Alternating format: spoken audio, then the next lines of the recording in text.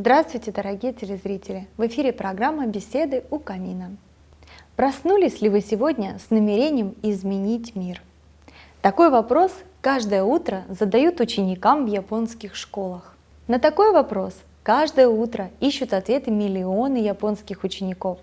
И не стоит удивляться после этого, сколько открытий в мире принадлежит Японии. Несомненно, признание того, что вы начали утро, планируя изменить мир, звучит грандиозно и порой даже нелепо. Но вы действительно меняете мир каждый день, хотите вы того или нет. Зачастую требуется всего один маленький шаг. Вы меняете мир супруга или детей, произносимыми перед уходом из дома фразами. Чуть больше внимания или немного нежности меняют их день. Вы меняете мир коллеги, клиента, партнера или сотрудника кафетерия своей улыбкой или хмурым выражением лица. Не спрашивайте, изменили ли вы что-то сегодня. Разумеется, ответ – да. Вы могли оказать какое-то незначительное влияние на кого-то, так и очень серьезное. Вдумайтесь в эту статистику, что один избирательный голос «за» мог бы изменить имя президента на следующие 5 лет. Одним лишь голосом «за» Техас присоединился к Соединенным Штатам. Жанна д'Арк была одной единственной женщиной, способной спасти Францию.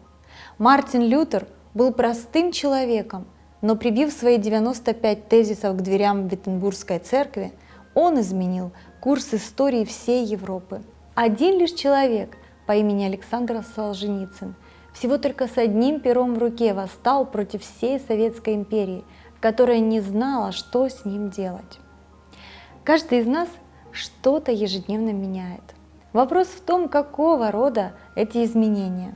Практически невозможно оставаться нейтральным, переживая различные события в течение дня.